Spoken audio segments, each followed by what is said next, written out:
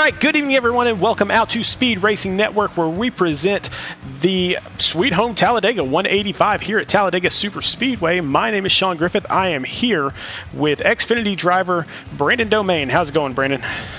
It is good. Much happier up in the booth than where I was on Thursday for sure, but very excited to be here. Always love seeing some plate racing. Hopefully we get a good show tonight at the biggest track we'll be at all season. Yeah, everybody loves to drive this track until they're involved in an incident, and then they absolutely hate this track, and so that's why I call it the easiest track to drive, but the hardest track to finish.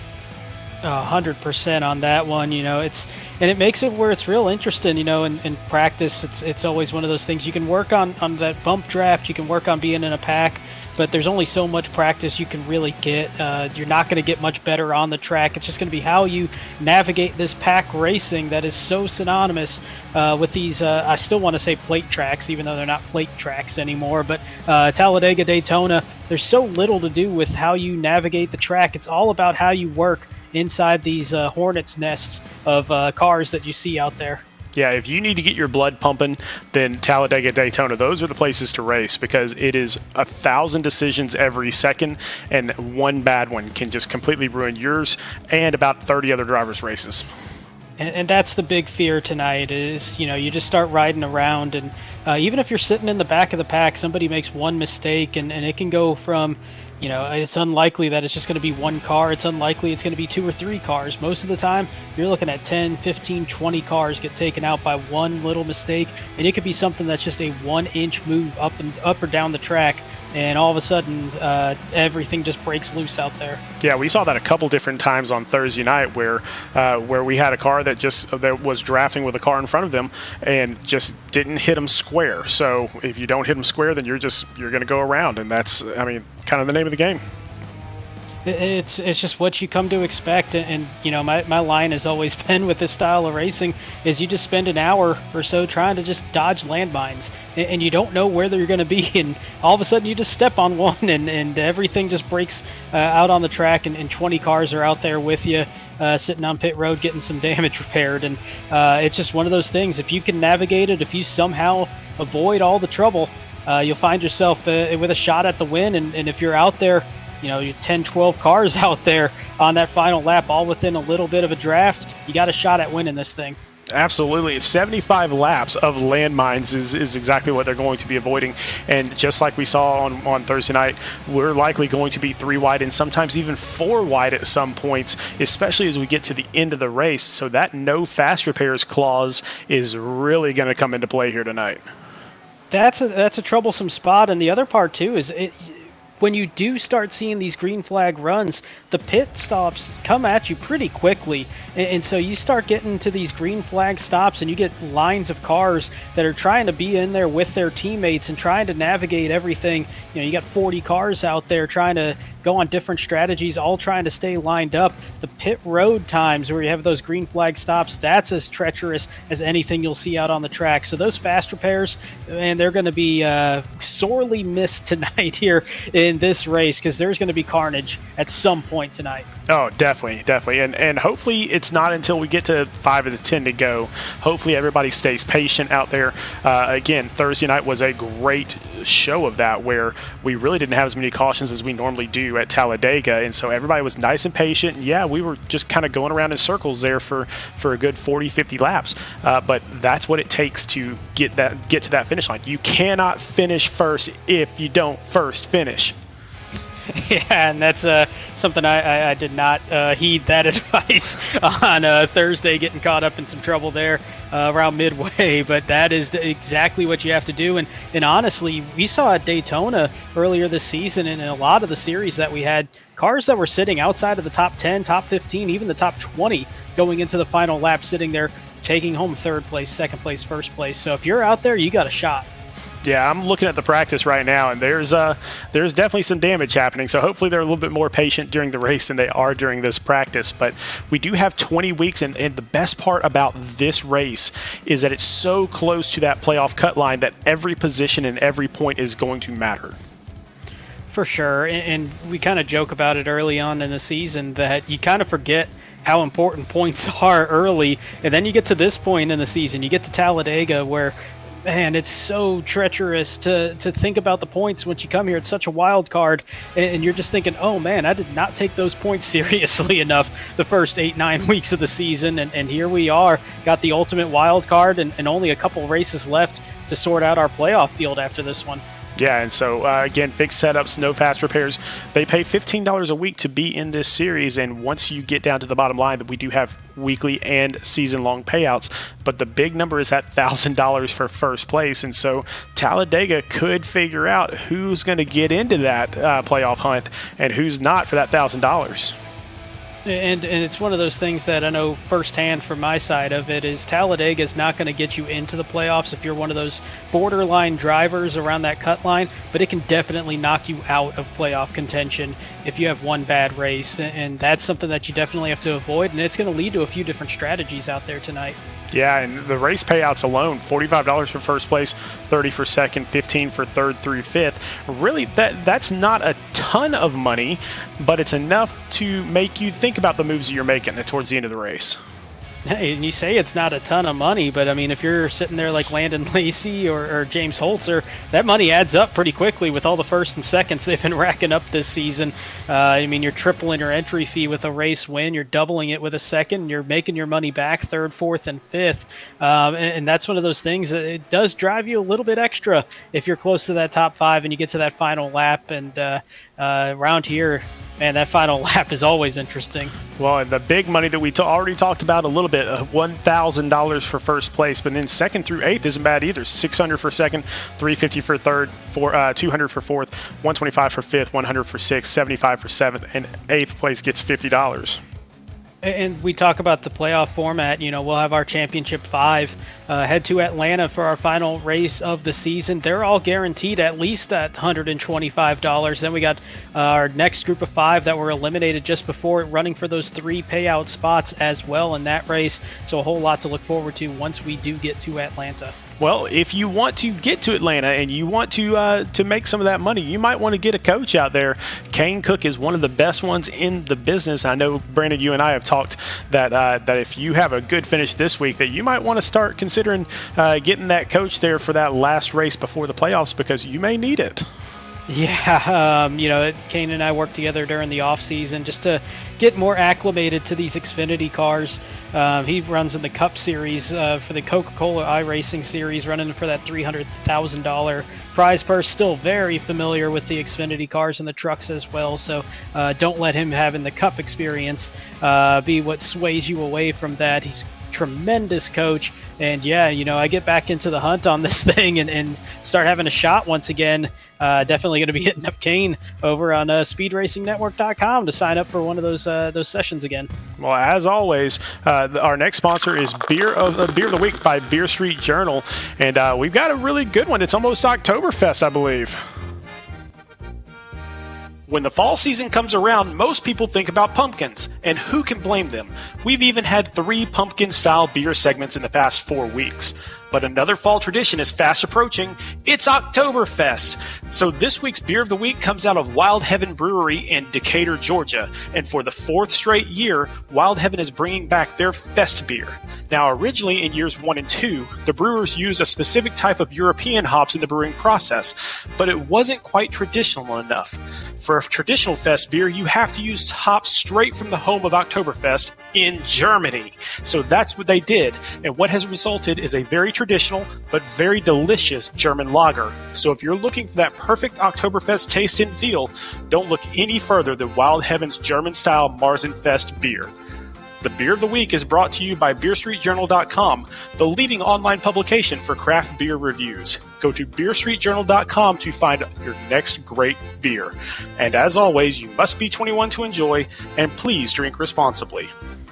That's right, Oktoberfest is coming up, so why not go out and get a German-style Märzen Fest beer from Wild Heaven Brewery. And once again, if you need to know more about a lot of these beers that are out there, and there's a lot of stuff going on in the beer world, a lot more than I thought there would be, go to BeerStreetJournal.com and check out your next great beer. And one thing I've learned from Beer Street Journal is there's a whole lot more going on in my area down in Atlanta than I even knew about. I know Wildhaven, local to the area as well. So a whole lot going on. Definitely excited for Oktoberfest-style beers starting to come out. Can't wait for those, and I'll be keeping my eye on that Beer Street Journal for some more recommendations there. I mean, I think I'm coming down to Atlanta in November. I think you and I need to check out some of this stuff. I'm game. Let's do it. Well, let's check out this top 15, this inside the cut line here, and man, really not a big race there at the top, with the top two being teammates James Holzer and Landon Lacy, really running away with this thing. 6 wins on the season between the two of them. They have been absolutely dominant, and Landon Lacy, I think it kind of gets lost under the shuffle. He had a couple races there taking a 0 because he was an Xfinity driver. Didn't make that jump until later on. So you see those two just out by nearly an entire race over Reese Schaefer, who's been very impressive sitting in third, Dalton Tucker, Seth Berger, Timothy Latham with that tie, rounding out the top 5. But the eyes are going to go to the bottom of this list, and you look at Emerson Arden sitting at 148 points, David Duke at 161. Then Scott Kalal and up has a little bit more of a buffer, but there's still some danger there for those guys near the bottom of this list. Yeah, that 148-point line, take a look at outside the cut. A buffer line, it is not. 3 people tied 1 point behind that cut line, so no wiggle room at all for Emerson Ardon. No, and you're not seeing a whole lot of tank drivers down there, because a lot of those tank drivers are up near the top of the standings, so there's not going to be a whole lot of support there from anybody that's way outside the cut trying to help out. So you're looking at 1 point for 3 drivers, 6 points for Max Service, 7 points for Craig Lautenslager. That is the differential of one bad pit stop. If you miss your entry or get a penalty somewhere, or just have a bad pit strategy, all of a sudden you're sitting there going from inside the cut way outside of the top 20 with how close this race is. And technically nobody out of the playoffs yet. And so we'll keep updating that from week to week. But nobody's out of it. But even if you are out of the playoffs mathematically according to this, we still have the playoff lucky dog too. That is the ultimate wild card, something I am grateful for this season with how things have gone on the Xfinity side. But I absolutely love that. The top placed driver that's not in the playoffs at Las Vegas, once we start those playoffs, they will be added to that field to make it a field of 16. That's super exciting. Just going to add even more intensity to that first playoff race. Oh yeah, and then we get into the team standings here, where again, not a big race for the top because Next Level has been so completely dominant, but it doesn't matter because all these teams are going to be put into a bracket when we get into the playoffs. Now, Next Level and Tank, currently, if we ended it right now, that they would have the buys, so they would get a bye through round 1. But Murray Reedy Smith Road Racing would be taking on Stryker Motorsports, and Revved Racing would be taking on R&D Motorsports. And the real interesting race here, I think, is that second and third. Tank and Murray Reedy Smith Road Racing separated by 39 points. And that is a very slim margin when you're taking the top 3 point scorers for each team each week. So that's something that can definitely change, and that's going to be for that second bye. That's going to be a very close race as we're in the final month of the regular season. Oh, and then kind of to piggyback on that, look at the race between R&D and Stryker Motorsports. If Stryker passes R&D, then they're going to be able to face off against probably Revved Racing instead of either Tank Racing or Murray Reedy. So, I mean, that is all important for them. That's a very big deal, and that's not to knock Revved Racing, but you just look at the consistency, and you look at the wins. Next Level has 6, and then you got Murray Reedy Smith Road Racing with the other one. Tank has just been super consistent, up near the top of the standings every single week. So you're kind of just sitting there going, I don't know what team you really want to face out of that top 4, but you might have the best chance against Rev just by the track record that we've seen thus far. Well, let's introduce everybody to some of these teams right now. We'll start off with our league leaders, Next Level Motorsports. And, you know, after a rebrand, these guys have just been on an absolute tear. I believe they've won 5 out of the last 5 races. They have been unbeatable in these last month and a half, really. And you see all those win stickers, 6 race wins, 3 each for Holzer and Lacy. But Latham in the 5, Ellison in the 27, Goen in the 88. They are all capable of busting out a win and sitting that car in victory lane at any given week. Definitely. Now on to Tank Racing, who they're likely not going to be able to catch up to first place, but if they can hold off second place, they would definitely love to have that bye. But if you look at these cars, and I'll point out really quick, the number 77 of Seth Berger running a new paint scheme tonight. He started his own clothing company. So Berg _ ARTZ, so Berg Arts. So you can find him on Instagram, and I mean, he custom designs clothes. Really cool. Never knew that any of our guys could do that. Well, hey, and if it looks as good as that paint scheme does, I like that color combo. That's a good sign for his clothing company, and you know, he's had just as good of a season on the track as well. He'll be in that 77. Joshua Balliet in the 7. Reese Schaefer has been fantastic as well in the 17. Emerson Arden, bubble driver in the 57. Max Service in the 81, just a bit outside the cut. Next up, we got Murray Reedy Smith Road Racing, and this is one of those teams that kind of joined together a little bit late in the season. Now, if I remember correctly, they only have 4 drivers on the actual team, but they're still right up here battling for that second place position really hard because they've got some incredible drivers. Incredible drivers indeed, and you look at Austin Reedy in the 1, that's the name that probably jumps out the most just from familiarity, going back to last season even, but Kyle Benson has been incredibly fast in the 10, Craig Lautenschlager in the 13, Jon Honeycutt in the 50. They have shown signs of being very fast themselves, just kind of getting caught up in some issues here and there, and that's kind of set them behind their other 2 teammates, but a very complete team top to bottom. Well, next up, we got Revved Racing. And Revved, I'm surprised they're down here in 4th place. The talent that they have on this team, especially with a playoff driver last season, Scott Kalal, that talent, I'm kind of surprised to see them down here.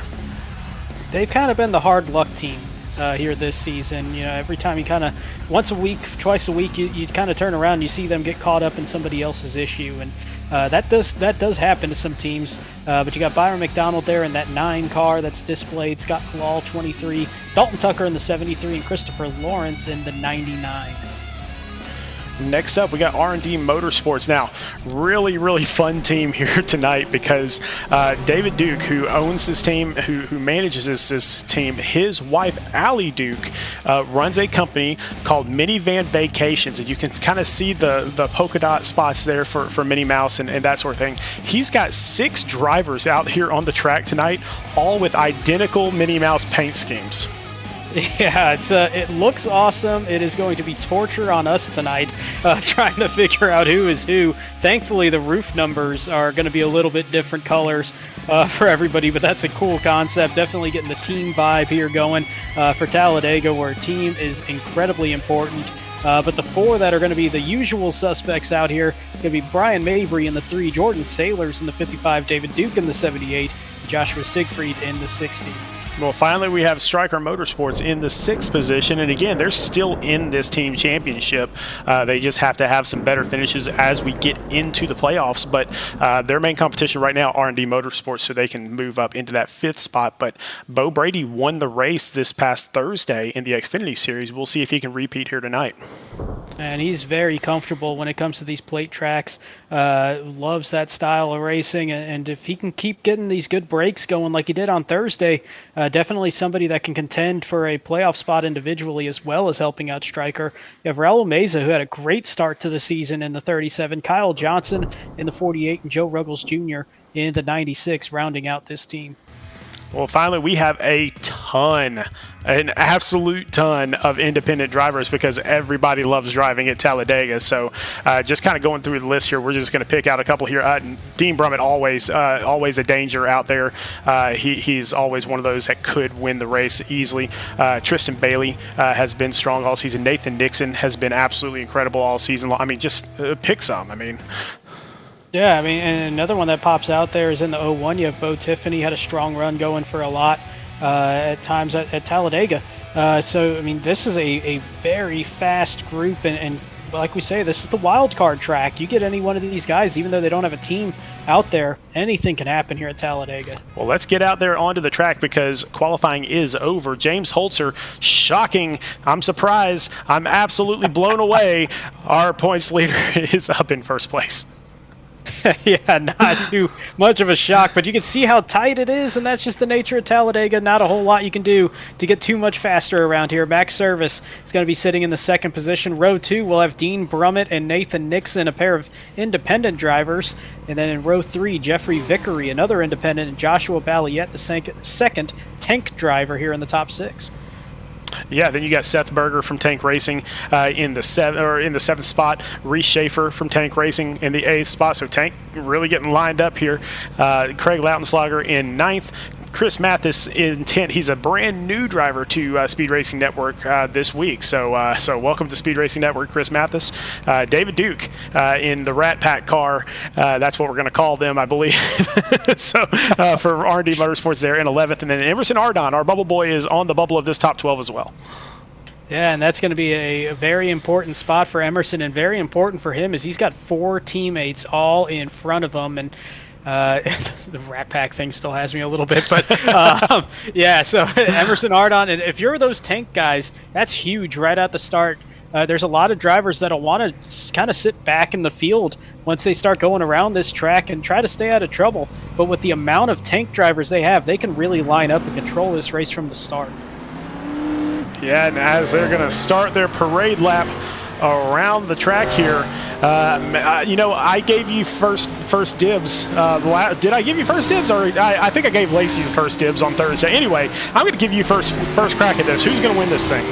Well, let me shake up all these names in a hat and randomly draw one at this point. But you know what? I'm going to say that this is going to be the night that Reese Schaefer has his breakthrough, sitting in a good spot there in the 8th position. Had a good run for a lot of that race at Daytona. Just has that feel of a real competent super speedway driver. Think he puts it together tonight. You know, I'm going to go back a little bit further, and I'm going to go a little bit off the wall. Welcome back, Gabriel Ellison. Gabriel hasn't raced with us for the past 3 weeks. He's had various things going on, including a gender reveal for his brand new baby girl. So congratulations, Gabriel Ellison, on having a girl, and now he's going to get out here and he's going to win this race for her. Big congrats to Gabriel Ellison. Did not know that actually until just now. So very cool news. And, you know, that's one of those things. We get the drop weeks because life happens, and that is as big of a thing that is going to happen in life. So congratulations, Gabriel. All right. Well, we are coming around turns 3 and 4, and then we are going to get this party started, and it will be a party here tonight. And maybe not as wild as the ones that go in the infield at Talladega, but it is going to be right up there with it. We're going to see a whole lot of side-by-side, 3-wide, 4-wide racing. You don't see 4-wide much at Daytona, and 3-wide is a little tough at Daytona. The Talladega, about 10 feet wider, a whole lot more space, a lot easier to drive. It's going to be a crazy one tonight. I have a feeling we're going to be 3-wide before we hit lap 5. Oh, without question. I think it'll be before we get back to the line on lap 1. But it's going to be one of those races where you'll see a whole lot of 3-wide racing, just trying to make moves in the entire race. As the cars creep back to the start-finish line so we can get that green flag. Once the green flag flies, it is going to be James Holzer bringing us to our start-finish line. And there they go. The green flag goes off, and James Holzer is going to bring us to our line. And now that we wait and see how they try to get sorted out, and it looks like a lot of the tank guys trying to get lined up there out of the start, but that inside line gets real tight. The outside gets real loose with each other, and that's going to let Holzer and Brummett really take charge of this inside line. Jeffrey Vickery going to be a beneficiary of that, and Joshua Balliet going to sneak in, and now we're going to start seeing some of these tank guys line up, and there they go, as you have Balliet in the 7th service in the 81, Berger and Schaefer. All 4 of them lined up with Emerson Ardon not far behind them. Yeah, we're going to see all sorts of strategies here tonight. In fact, we already have a second line kind of starting to form a little bit further back. You can see a lot of these guys kind of falling backwards just to kind of stay out of the way. Just they don't want to be involved in any of this stuff. So Gabriel Ellison, my pick, all the way back in the back of this pack right now. And that's something that I was very willing to do on Thursday, and a whole lot of people were. It's a long race. You're looking at 50 seconds a lap with the draft thrown out there. 75 laps. You're gonna have to at least have 2 pit stops. If if there's cautions, you'll see more than that. Just because of that whole combination, this is just a long race. You don't have to be out in front early on. If you can stay within about a half second, 7/10, 8/10 of a second of the car in front of you, has got Tristan Bailey turned around on the infield on the backstretch, no caution out as he's off the racing surface. But that's something that, at any time a caution can come out. We re-rack the field, get it all tightened back up. But if you're within about 8/10 of a second, you have not lost the draft. You can get sucked back right into that pack and just have a good chance of making your way back through as we get real single file all the way through the field here on lap 3. Yeah, a really smart move for the entire field, and that's something that we see a lot here in the Cup Series. They know that they could be wrecking people out and stuff like that. They could do that, or they could wait until 5 to go and really have some fun with this thing. No point in trying to win it right now. I mean, we've still got 72 laps to go. Let's get lined up. Let's ride around for a little while. Let's let pit strategy play a part in this too. Yeah, and there's not going to be a whole lot of reason at this point, as we see, I believe that was Byron McDonald all the way up there on the high side. He's the only one really up there trying to make something happen. And you can see how much that draft is going to be a huge factor here, as he's fallen already 5 spots since getting out of turn number 4. And he's going to see that entire line go by. And there's a good chance that he's doing this intentionally, just moving out of the way and dropping to the back of the field. Yeah, speaking of dropping to the back of the field, look at Stryker Motorsports, all 4 of them back in the very, very back. So Kyle Johnson, Bo Brady, Joe Ruggles, and Raul Meza have all decided, let's just hang out back here. Let's just relax. We got plenty of time. And that was something that we tried in the Xfinity side on Thursday as well with Stryker, and the 3 that survived the entire way, so everybody except me wound up in the top 10 contending for that near the end of the race by the time that last big caution came out. So there's a lot of merit to just kind of sitting in the back, and you see in real life, guys like Denny Hamlin will do that for a while, and I mean, he knows pretty well what he's doing at these tracks like Talladega and Daytona. So there's a lot of merit to sitting in the back and just letting things play out. Yeah, and chances are, I mean, after every single Talladega race that we've ever gone through, I mean, there's going to be a caution in the last 5 laps. And so really it's one of those deals where, I mean, play the odds, stay back in the back, and worst case scenario, there may be an incident on that last lap that doesn't get a caution flag. You still drive through that thing, you still end up with a top 15. And that's the big thing, and it's always the nerves for everybody when you try that strategy, and I think it's what scares people away, is that, what if this race goes green all the way through? What if there's no trouble? And you're starting to sit there, and you're not in that first pack, you're not in that second pack that we saw a second ago, but you're in the pack behind that. And if you're sitting there, you're thinking, oh man, I've lost touch completely with the field. If there's no caution, I'm screwed. I'm going to be near the back of the pack and finishing near last. Odds are there's going to be a caution. Odds are there's going to be something that happens, like you were saying on the last lap. If you do get to that point, you'll make up some spots. It's the risk you take, though. I think it's the safer strategy to sit in the back, but there's some people that are really good. Oh, we got one turned around here in the middle of the backstretch. Not quite sure who that was. I saw it in my alternate view. Austin Reedy. Reedy. And we're still green because he is off the track as he considers coming back on the track and thinks better of it.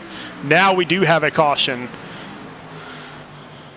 I think the caution came out because he was starting to make his way back onto the track, and that might have triggered the iRacing to throw that yellow flag. But a rare single car incident here at Talladega. Nobody else picking up damage, though. I'm assuming there was another person involved in this one to get that car turned around. Yeah, I think he was being tailed by Jacob Zala, one of our Truck Series drivers, moving up just for this race. And yeah, it looks like Zala just kind of got into him just a little bit there, just enough to send him spinning. That's a tough spot, and especially when you're coming from outside of the league into another series, you're not as familiar with how people move on a track, and you're not as familiar with what their tendencies are.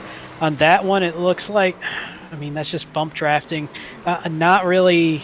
Personally, I'm not a big fan of a bump draft this early in a race. I think that's just a little too aggressive. Too much can go wrong, as we just saw. But I mean, yeah, it's just a little bit of contact, and it doesn't take much around that on that back straightaway to get somebody turned around. And that's just 2 drivers that aren't as familiar with each other and just trying to read what they want to be doing and just making that little bit of contact. Yeah, a little early in the race here, so I'm not really sure we're going to get any pit stops. I highly doubt it. But yeah, just another one of those deals where all their wheels were below the yellow line too. Actually, we are getting pit stops. I was completely mistaken. Everybody coming down. I think this thought is that they might be able to stretch this close enough if there's another caution where they might only need one more pit stop the rest of the way. You can get to about 30 green flag laps. Caution lap is going to eat up about half of a lap worth of fuel compared to a green flag lap. So we're going to get to about 30. Oh, James Holzer misses pit. Holzer definitely overshoots it. He's going to be sitting near the mid-pack now because of it. And Dean Brummett going to be leading the race off of pit road. Michael Politis stayed out, though, so he's going to assume the race lead. Yeah, all of this is fuel only, except for James Holzer still in the pits. He must have some damage or something going on. He was in there for 30 seconds, and our leader is going to fall all the way back to 27th position. It looked like I saw the car drop off the virtual jack there, so definitely took tires as part of it, but 30 seconds in that pit stop is definitely significant, showing that there's a little bit of damage possibly. Not sure where he would have picked that up, though, because he's been leading the entire time.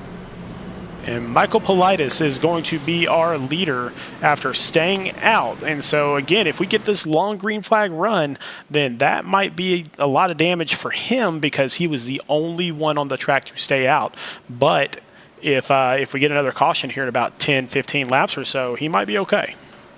That's the worrisome part of being an independent driver, though. You don't have that team communication as much as everybody else or most about tonight, 2/3 of the field has by having teams involved there, and he's going to be by himself, and I don't think there's going to be anybody that's going to give up 7 laps of fuel to come down with him. So if we stay green to about lap 30, 32, somewhere around that point, he is going to be hurting. Now, he's not going to lose a lap most likely from the pit stop itself, but by the time he gets out there, gets back up to speed, he's still going to be so much slower that pack is going to go whipping right by him.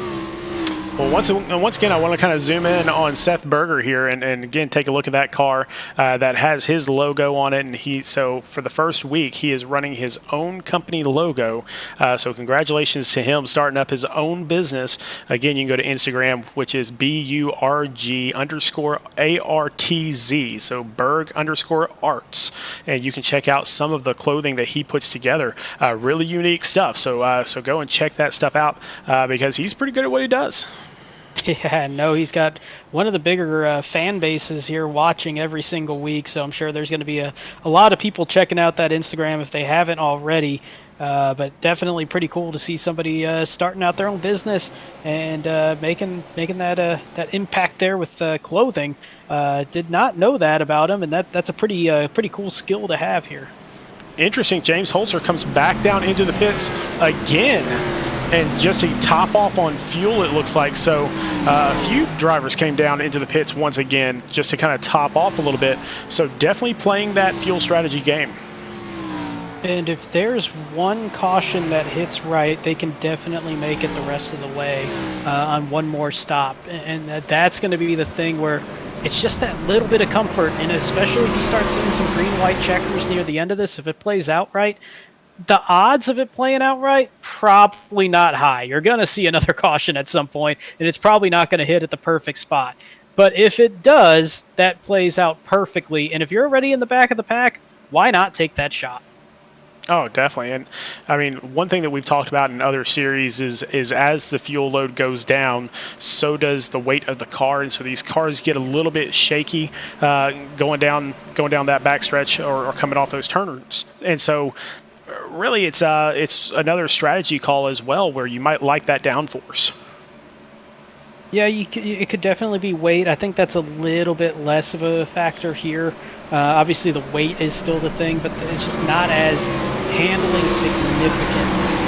But if that's something that you're more comfortable with, if you're just one less thing to worry about, knowing that the fuel mileage, you can kind of play off what everybody else does in front of you. You don't have to worry about being the one that's short on fuel. There's a whole lot of things that can go to your benefit with topping that off. So I don't blame them for doing that if you're sitting in that 30th position on back especially. Well, here we go as the pace car dives off, and Michael Politis is going to get the restart once again.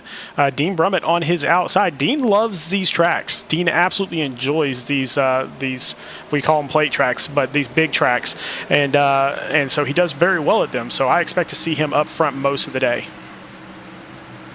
Would not surprise me, and he's already done a good job at that as Michael Politis getting a good jump here. And this is one of those rare tracks where you don't necessarily want that good of a jump, especially late in the race, just because it lets everybody build up a little bit more energy, having the draft be a little tighter. And here you see an vision of that as Vickery had a good jump there because he had that pole from that slingshot, if you will, that was just pulling him towards the 8-car of Politis. Now, his problem, though, for Vickery is nobody went with him. And so he's going to start dropping back because he lost all that momentum. And there's all that energy on that inside line with that draft, just making a freight train going by the 21. Yeah, so he went from having the lead by a nose to now he's back to 8th and dropping back even further. That is a helpless feeling, but if you're going to make a move like that and see what you got, see what kind of power you have to possibly make that pass later in the race, 10 laps in, perfect time to try that. Really quick, I see a car out there that has a new paint scheme. I really want to check this thing out. It's Kyle Benson in the 10. What a gorgeous car. Very cool looking car. Kind of gives me the, he's got the Eric Almirola style numbers. I'm trying to think about what sponsor it was that has that similar look, but that is a clean-looking car. You don't see the flames kind of make it where it gets busy pretty often, but that's a good-looking car, good-looking color combination for a guy that's had some good-looking paint schemes and good pace on the track as well all season. Definitely. So good-looking cars out here at Talladega. Hopefully they stay that way, but odds are typically they won't. Yeah, there might be a little crinkling there of some of these decals that you see on these virtual cars, but out in front continues to be Michael Politis. We've yet to see a lead change officially under green flag conditions. It's been Holzer until the caution. Politis took the lead then. He continues to hold that lead. It's Joshua Balliette behind him, Dean Brummett in third, and then more tank cars with Service, Berger, and Schaefer sitting 4th, 5th, and 6th. Yeah, Tank is doing exactly what they said they were going to do, which is line up and get moving. Now, the other tank driver that's out there, Emerson Ardon, back here in 16th place. And again, this might be a strategy just for him where he decides to kind of hang back a little bit because he is on the bubble of the playoffs, so he might play a little bit more conservatively than these other guys. And I think, too, he was sitting back in, I want to say, around the 12th position on this restart. There's a chance that he just saw that and thought, I don't like that position. That's where the couple incidents that have happened on the track have been around that 10th to 20th position. And maybe just not feeling too comfortable about that, drop back, kind of settle into the race for a little bit longer. Yes, he finally gets back in the line, and he is back in 17th position. And so he is just going to kind of get back on the pace of the entire inside line and just kind of stay in that position for a little while, I believe. In the meantime, you see the 21 of Vickery. That's the guy that had the nose out there in front of the lead, and he's way back now, all the way to 18th position, barely hanging on to that draft that's got that small outside line, just 2 cars, and that's kind of keeping him up to speed just enough. His big hope, unless he's wanting to drop back at this point, is that outside line starts to develop and they get a shot as Byron McDonald's going to move up to the outside. And we might start seeing side-by-side racing here with 2 significant lines for the first time today. Now, you are not going absolutely crazy, but we do have a lot of cars that look identical out there on the track. So this is the Minivan Vacation cars. They call themselves the Rat Pack.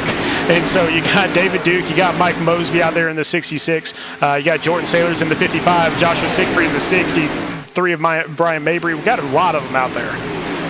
There are quite a few, and they all look identical minus the roof. So on a lot of these angles, if one of those cars gets into a little bit of trouble, we're going to have a little bit of time before we figure out who's who on that one. But yeah, very cool looking cars. Love the team component there that they're showing here tonight. But definitely making our job a lot harder, and that might be payback for us cursing some people over the course of the season. More than likely, but hey, that's all right. Just wanted to be sure our viewers didn't think they were seeing double, triple, quadruple. Michael Politis still leads the way out here with Joshua Ballia pushing him. Dean Brummett there in third as Dean pops up to the outside. Now he's got a little bit of help out there, and so I'm trying to figure out exactly who that is up there helping him. It looks like it's our new driver. That's Chris Mathis. That is Chris Mathis, and he got a little squirrely with that push and kind of set them almost up into going 3 wide, and there's a little bit of help behind him. I believe that's Nathan Nixon, yes, in the 97. He kind of didn't take that 3 wide and force it, though he is now, because the 18 slides up yet again. And so that's kind of breaking up that outside line. You see all the momentum that they've lost. They've lost about 4 spots on that line compared to the inside just because of that little bit of a breakup where they got a little loose on that outside line. Yeah, it does not take much for you to fall backwards here. But again, because it's Talladega, you've got so much time and you've got so much push to get back to the front if you lock up together. Nobody knows that better than James Holzer and Landon Lacy, who they basically teamed up in a charity race a couple weeks ago, and they took the entire field by storm. That's the thing. If you get a draft partner that you're comfortable with, and if you can get the pace out there and just get that line where you can control it and you know what the other person's going to do, you have that predictability. If you're the lead driver, you have the patience if you're the pushing driver, and even if you're the third driver in line, should there be that issue, that situation, and you know, all right, I'm not going to push the guy that's pushing the guy. That's where you get into some trouble. I'm not going to be doing this. You just learn how to read each other. If you draft right, that is almost unbeatable around tracks like Talladega. Yeah, don't push the pusher. That is what everybody says. There's a couple bumpers that have that here in the league in some of the divisions, and I think that was Mike Mosby actually that has that. He's out there sitting around the top 10 right now.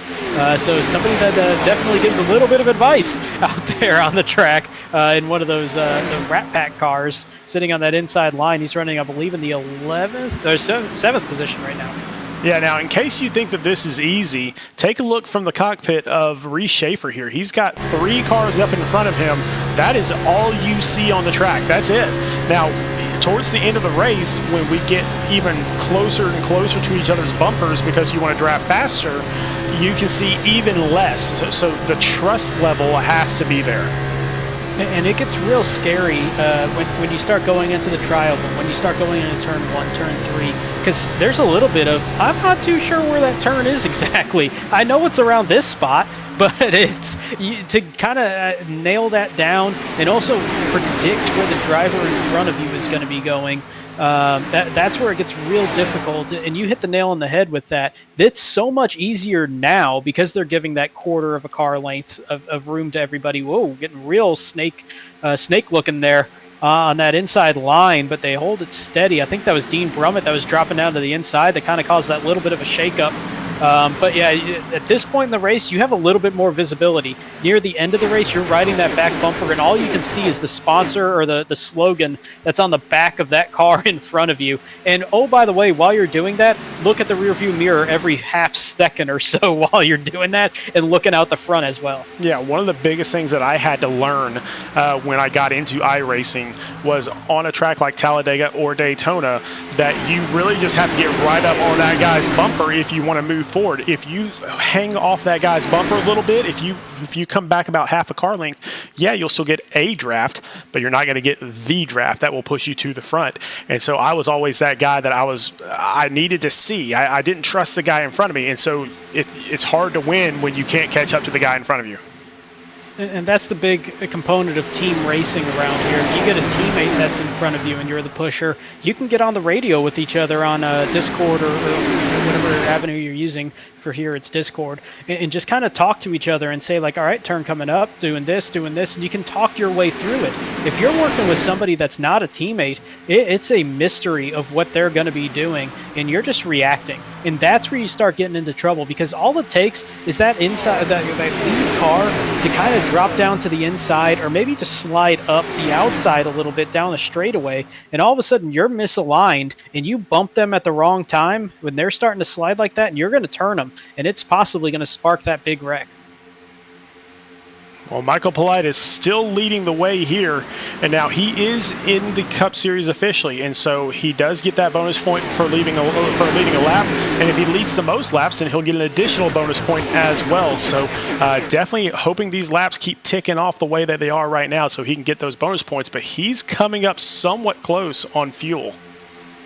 He is going to be close. It's definitely going to be within 10 laps now. And the way that this field is kind of spread out just enough, yeah, it's side by side once you get back to about 8th place. But there's nobody really pushing right now. It's everybody just kind of being comfortable in this draft. I would start being nervous if I'm Michael Politis that you're going to get caught being the one guy that needs to get fuel 7 laps earlier than anybody else. And 7 laps is a whole lot of time for a problem to come up on the track. You can see all the Minnie Mouse cars back here, the entire Rat Pack, all right next to each other, and that's good team drive. Oh, I believe that is Austin Reedy. That is Austin Reedy with a hard hit, and that will bring out a caution, and man, I'm telling you, Politis needed that. That is huge for Politis, and that is a hard impact to the nose. And you see all that smoke pouring out of the one car, and Austin Reedy might be done for the night after that one. As we take a look at the Beer Street Journal Rec Replay, and unfortunately for Reedy, we've had 2 of these tonight, and both of them have been with him involved. And oh no, we got Jacob Zala behind him there. He's going to move to the outside. They were the catalyst of that first caution, and the catalyst for the second one as well. Oh no. So Austin Reedy with heavy damage, and again just not being able to mesh up with Jacob Zala there. And this definitely looked like Zala trying to drop back down into the draft and just kind of mistimed it and did not have the clear room to drop down there. And yeah, that's just unfortunate. It's unfortunate when it happens once, and then it happens a second time, and it's just super frustrating if you're a driver. And we'll see this pretty clearly here as Zala tries to get back down onto that bottom line, and Reedy is just already there. Yeah, not much more to add to that one. That's pretty obvious what happened on that, and you see the entire field making their way down pit road. Don't think there's going to be anybody that risks it at this point. 16 laps already put on, so about a half tank of fuel already empty from this thing as Politis is going to lead him down. Austin Reedy going to move back out there, maybe give it a shot and see if he's got enough power in that engine to move around the track. That's always the worrisome thing, as Kyle Benson just goes straight through pit road. So he possibly just missed his pit stall and just kept going. And it looks like Joshua Balliet is actually going to be the one that comes out first, assuming that Kyle Benson comes back down again. So Joshua Balliet may assume the lead here. I would say that is a safe bet, because if I missed pit road, I would be coming right back down, or missed the pit stall, be coming right back down at this point in the fuel run. Because that is a big gamble if not, but it should be Balliet, Service, Berger, Schaefer, tank drivers 1, 2, 3, 4 should Benson make that pit stop. Yeah, Michael Politis was in there for longer because he needed more fuel than anyone else, and so he is going to be slotted in the 9th position currently, but if Benson does come down, then Politis will move up to 8th. You know what? That's almost the best case scenario for Politis. It came out at the right point where everybody was going to need to make that pit stop. He's going to get back on sequence, and he picked up quite a lot of spots by staying out the first time.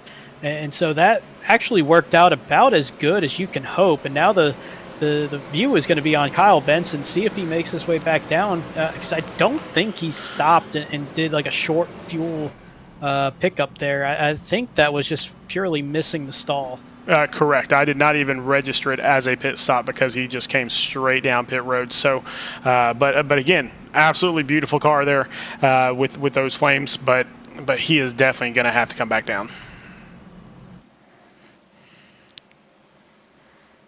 And keeping an eye on the one of Austin Reedy as well, see if he feels comfortable with that engine. And looks like he's going to give it a shot as we see Benson coming down, possibly. He's trying to decide. Now he's going to come on in. Yeah, you got to do it, Kyle. You got to come down there at that point. So he's going to make that stop and give the lead to Joshua Balliet.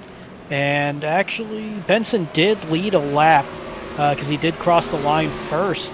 It looks like on that last one. Oh yeah, because the line is after pit road, so that'll do it. So Benson did lead a lap on that, so he's going to pick up a bonus point. So a happy little accident there, but he's going to be falling all the way to the back of the field. Hey, he'll take the bonus point all day long. But up front, we are going to have 4 tank drivers: Balliet, Service, Berger, and Schaefer. Yeah, and man, Tank is just—they're sitting perfect where they want to be right now. And Emerson Ardon is the bubble driver. He's going to be in around 20th, it looks like, on this restart. But the other 4 tank drivers are going to have total control of this race, should they want that. Now, they can go side by side and kind of block any big run, because I don't know if anybody's really itching to go 3 wide.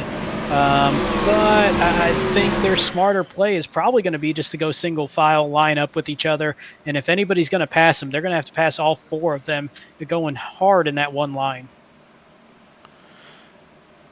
Well, just kind of going back through the pack, Landon Lacy, one of our series leaders, second place in points right now. He is back here in 6th position. And so actually 7th position, apologize. So 7th position, Landon Lacy, and again, he started back all the way back in 14th, and so he has moved up some, but our biggest mover of the night right now is Jon Honeycutt, up 17 positions from 31st up to 14th. Got a couple, actually, that have done... Oh, I see Jordan Sailors. Sorry about that. Yeah, Jordan Sailors, 30th all the way up to 11th. And also give a nod, we haven't mentioned him much, Scott Kalal sitting in the 5th spot, qualified 20th. So we've got some guys that have really been making a jump through the field, and while it's not the biggest jump, 15 spots compared to 19, but all the way up to 5th for Scott Kalal, who's just been playing the patient game around here. And you can see some of these drivers going down to the apron here, just trying to get all the fuel they can possibly get. I mean, they are really, really considering that this could be a green flag run.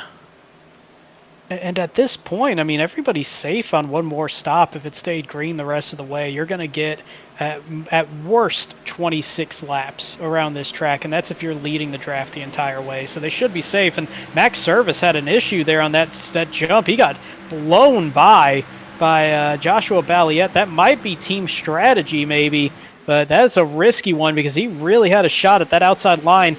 Running together, but they all dropped down inside as quickly as they could and really kind of saved them on that one. Yeah, a little bit of a weird restart there, but Tank is still 1, 2, 3, 4 as Balliet leads the way. And this is a little scary for everybody in the field. You get those 4 team cars lined up, and they're going to be tight. They're going to have that communication where they can be real close with each other and know what everybody's going to be doing. They can really control the race at this point. That outside line could form up, and they could overtake this 4-car line, but it's going to take a big line on that outside to do it. Yeah, we're going to see how quickly everybody gets lined up here.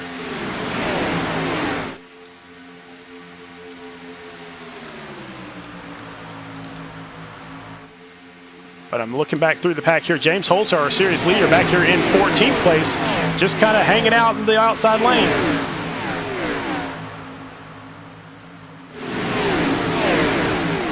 Just chilling at this point, knowing that there's no big rush. And you can see the effect that draft has, though. You can see that line of 4, now 5 cars on the outside just really pulling up to that line of 3 that's kind of leading that train on the outside. And this might be something where we start seeing a good, tight outside line trying to close that gap on that lead that's being held on the inside with those 4 tank cars. But again, the trouble on the outside is you have to be perfect with each other in that draft. The inside line has the benefit of that big yellow line on the inside. You know where everybody's going to be trying to hold it to within maybe a foot or so of an extent there. But on the outside, there's so much more room. It's a little bit harder to figure out where everybody's going to be trying to go. Maybe a little bit of side drafting, and it starts snaking that outside line. It's so much easier to lose all that momentum. As you see those 4 tank drivers, they got so close with each other, they are really starting to pull away. Yeah, while that's going on, another driver we'll just touch on really quick, Justin Rideout, moving up from the Xfinity Series into the Cup Series here tonight just to drive this race. One of our really great drivers from the Xfinity Series. And one of the team that showed up a little bit late into the season, but my goodness, they have been strong on the Xfinity side with that entire JW team. So they've done a great job. But speaking of a great team job, look at this lead. They're 6/10ths clear of that side-by-side pack. And if this tank I was going to say a quadruplet. That kind of sounded a little bit weird. But this group of 4 from Tank can stay like this while everybody else is side-by-side and kind of squirrely with that line.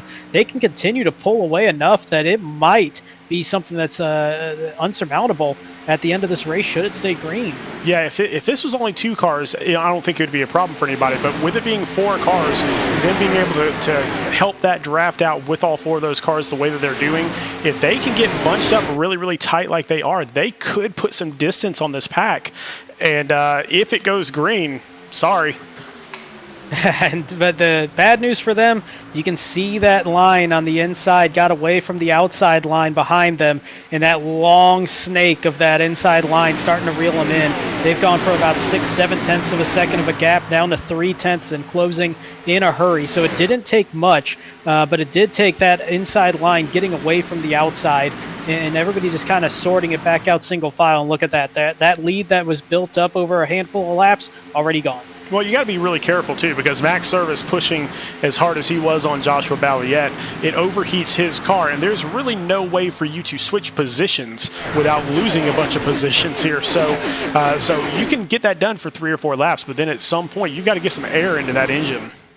And that's another part of why you see everybody kind of comfortably drafting, where you get that quarter of a car length between cars on the draft early on in the race, because there's really no reason to risk the engine. There's no reason to risk turning somebody or causing that big wreck by being aggressive early on. But that heating of the engine is another part of it, because if you're right on somebody's back bumper, you're sealing off almost the entire airflow into that car. And iRacing does a great job with the mechanics of it, where if you cut off that air, if you get a little bit of damage even, and it blocks one of those air vents, air ducts, it really messes with how much heat you start putting into that car. And you get hot enough, that engine's going to go. And now everybody getting all lined up as finally the last one on that outside lane, that was Landon Lacy, decides to dive into the inside. And I think we'll see this here for a little bit, at least maybe 5 laps. Maybe closer to 10 laps. I think you're going to see this single file. I think once we get closer to that pit window, which is going to be around lap 50 to 55, I think that's when you're going to start seeing people get racy, maybe around lap 30, lap 40 or so. People will kind of start jockeying for position a little bit, maybe trying to get near their teammates as well.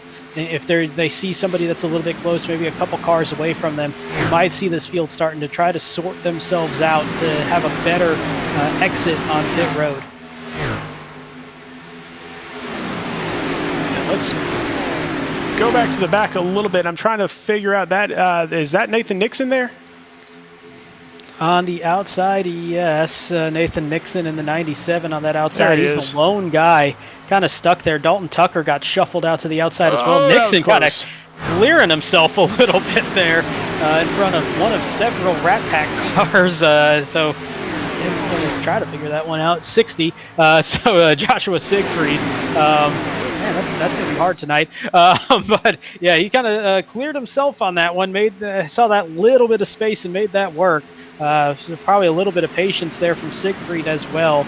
And that's big here. You're still not even halfway into the race. If you see somebody making that aggressive move, you're a little bit more inclined to just kind of give them that spot and say, all right, we'll look to fight another day.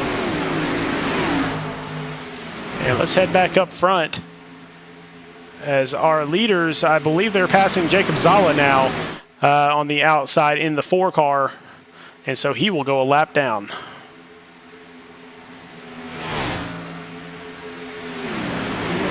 Down, and with a field of 40 cars, we're still sitting at 38 on the lead lap. Unbelievable, as we see Austin Reedy going another lap down, and at this point he's just running laps, even though he's going to be probably about 20-30 miles an hour off pace.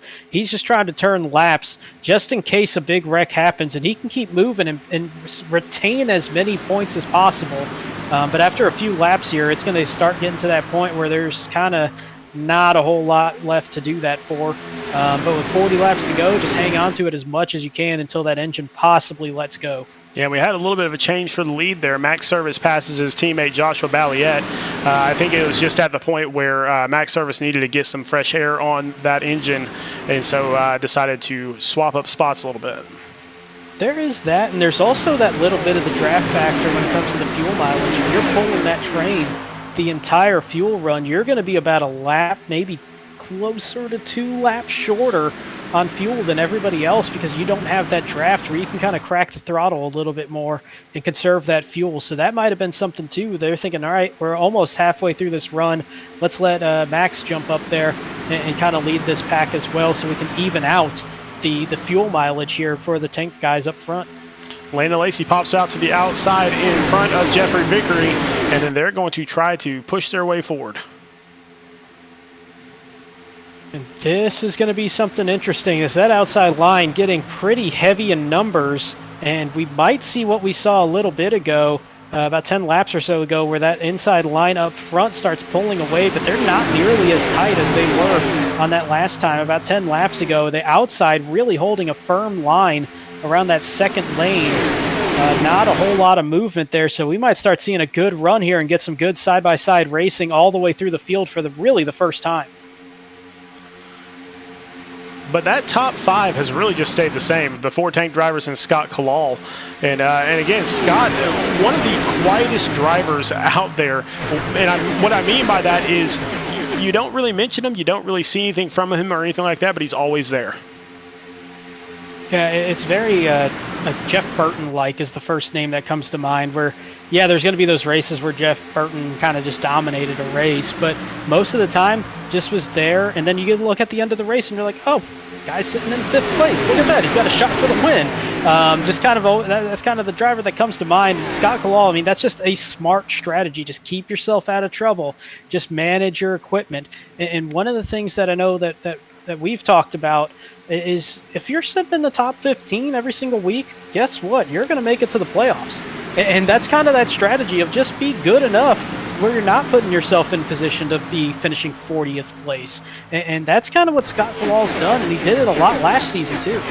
Yeah, as we're hitting halfway here in this race, there is a big difference between point racing and single race racing. And what I mean by that is, again, just what you were saying. If you're in the top 15 every single week, you're going to make the playoffs. You have to make decisions for the entire season, including, beginning of this season, we had a couple drivers that wanted to be super aggressive. And that's fine. Nothing wrong with being aggressive, except everybody now knows that you're super aggressive and they don't want to work with you. And so you have to really work the entire season as a whole instead of just as a single race. The first thing that came to mind was last season in the Xfinity Series. In real life, you look at Noah Gragson, he was so aggressive early on in the season, and people stopped wanting to work with him, and they made his life very miserable in some key moments there by racing him really tough. And that's a good example of it, where if you're being aggressive early on, that's going to come back and bite you later on in the season. But if you're cooperating with people, if you're racing people clean, respectfully, you get that respect back. And then when the time comes where you got to be aggressive, nobody's really going to bat an eye at that. Yeah, and so there are some drivers out here, some of these independent drivers that don't race in this series, but their strategy is going to be completely different. This is my only race here, and so why not go for it? But at the same time, a lot of times that causes them to overdrive the car and make a mistake that ruins some of these season point drivers, seasons. Speaking of people being powerful up there in that one, We're seeing 3 wide for the first time, but I don't think it's going to be too effective as it was Kyle Benson, and I did not get a good look at who that was in front of him, and they're going to finally kind of give that up. I believe that's the 18, actually. Chris Mathis, yep. Yeah, Chris Mathis that was with them. They were trying to make the 3rd line work all the way up by the wall, and that nobody went with them, and they fell all the way back. They were sitting around that 8th position, though, very briefly a lap ago, and now they're going to be near 20. Yeah, Kyle Benson got into the wall a little bit there too, so not going to hurt him too terribly bad here, but definitely something to keep an eye on. Hey, honestly, any contact with the wall at Talladega, Daytona, that's something that you got to be concerned about just by changing the arrow just a little bit, and that can make your night just that much longer getting around here. If you're behind somebody, it's not the worst thing because the air is going to kind of deflect away from it, but if you're trying to lead a line, that's where you're really going to feel that. Well, Max Service definitely leading this line, and he and Joshua Balliet have really put on a show already here tonight as they've led a lot of the way. Yeah, and the thing that caught my attention just a second ago was David Duke kind of trying to figure out, you see him 6th in line, the first of those polka dot cars. He was kind of trying to figure out what line he wanted to go into, and that almost put him right there in the middle, as Darrell Waltrip used to say, the sucker hole, where you just kind of get stuck and you fall all the way back because nobody really wants to go into the middle there with you. They don't want to leave the line that they're in. But he kind of had that moment of hesitating. Do I want to stay on the inside? Do I want to go to the outside? And by the time he responded, he nearly lost both lines because that inside line almost closed up on him. Well, I'd like to say once again, welcome back Timothy Latham, as he's been relatively quiet this season, but now he's leading that outside line, moved up to 4th position. And he's got Landon Lacy behind him. Dalton Tucker behind him, so some very fast drivers. Nathan Nixon as well in that line. So there's a lot of guys that have some good experience on these plate tracks that have had good results on these plate tracks in that outside line. I think that line is really starting to gel and really making that move as they're chipping away position by position. Latham now into the top 5, sitting in 4th a second ago. Now he's back up to 4th. That inside line starting to get caught here and reeled in pretty quickly. Yeah, do not tell Landon Lacy that I said this because he's one of our broadcasters on Wednesday and Thursday, but he's pretty good at this thing. Yeah, I mean, he's sitting there racking up wins in SRN and various levels now. And when it comes to the plate racing, I still have that habit of plate racing, but I'm just going to keep going with it. When it comes to plate racing, he definitely knows his way around the track, how to push, how to pull on those lines, just very smart around the track. There's a handful of guys that you look at out here on Talladega and Daytona that you just know what you're going to get with them working around there, and that makes it that much easier to let that line really gel. Yeah, he is extremely good at linking up with people, and you can see why. He gets right on their bumper. He gets right up against them, and that gives them this massive push towards the front. And that's what he's doing with his own teammate, Timothy Latham.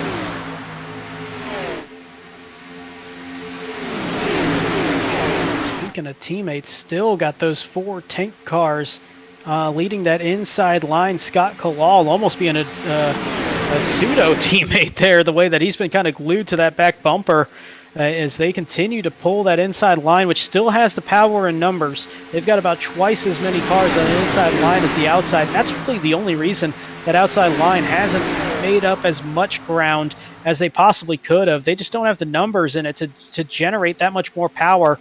You see them kind of getting a little squirrely with that outside line near the back of it. But they're doing a fantastic job of holding up to that inside line. And I think if this is later on in the race, Timothy Latham might be trying to do a little side drafting there and pull that inside line back. I think that's still a little too early to be that aggressive, though, especially on iRacing. You know, the part that makes it that much tougher, you don't have the exact feel for the car that you would in real life, and the other part is you never know when netcode is going to show up, so that side drafting is always a little sketchy here on iRacing. Well, all these cars pitted with 52 laps to go, so assuming they cut this run in half, you're looking at 26 laps before they come in. Well, it has been 22, and so we are getting extremely close to those green flag pit stops here, and that's going to show a lot of everyone's cards. And that's where you start getting curious. Are there teams that are going to be working with another team? Are there going to be teams that are off on their own? What are the independent drivers going to do if they struck any... Oh, real loose there for Max Service. He's going to keep that together, but that's going to really hamper that inside line. As you see, the inside line actually starting to scatter a little bit, and the outside line, led by Timothy Latham, may actually pull out in front here by the time they come back to the line. And it looks like Latham is going to leave the lap, and he does, picking up that bonus point. He's going to drop down to the inside and now back up as he's trying to chop that draft a little bit there. Man, he's trying to run both lines here with 30 laps to go. And if you're Landon Lacy, you might be like, oh, I don't like that a whole lot, but Latham going to be leading the way, and they're going to have next-level drivers on the inside and outside on that front row. And now Landon Lacy's going to cut down in front of Latham, and he's going to take the lead, but that's going to let Dalton Tucker get a good run on the outside. And this is more like what Talladega usually is, where drivers just kind of swap positions over and over and over. It's a never-ending carousel of leaders, but Landon Lacy would love to get that extra bonus point once again. Dalton Tucker looking to try to get that bonus point first, though. Tucker's got prime position, and he's going to slide down to the inside and lead that lap. And Nathan Nixon might be the next guy on this merry-go-round of leaders that's in a good position, but the numbers are really starting to drop on that outside line because everybody's starting to move up ahead of that inside line and drop down, and that's weakening the outside line as they continue to do that, and nobody's really jumping from the inside up to the outside because we're so close to that pit window, and everybody wanting to make that stop, so you don't want to risk going to the outside and getting trapped. Yeah, Nixon really doesn't need to lead a lap here because he's an Xfinity driver. Same thing with the driver behind him, Tristan Bailey. They don't really have to lead a lap, so I don't really see them pushing too hard on this one. But if you're smart on that outside line, you will recognize that, hey, we've got a couple guys in here that don't really need to push too hard, so maybe I need to drop down to the inside. And in fact, you're looking at that outside line, which is now 4 cars. The only series regular that's run the entire season is Jon Honeycutt, and he's at the back of that line. You got 2 Xfinity drivers, and then you have Chris Mathis, who's making his debut. So there's, if you're Jon Honeycutt, you're kind of just like, don't think I got in the right line at this point with the amount of people that dropped out of it because they're going to be falling back, and he's kind of trapped there in the back of that line. Yeah, Nixon kind of swerving back and forth a little bit as that car gets lighter and lighter, but Dalton Tucker leading the way here with Landon Lacy and Timothy Latham pushing him.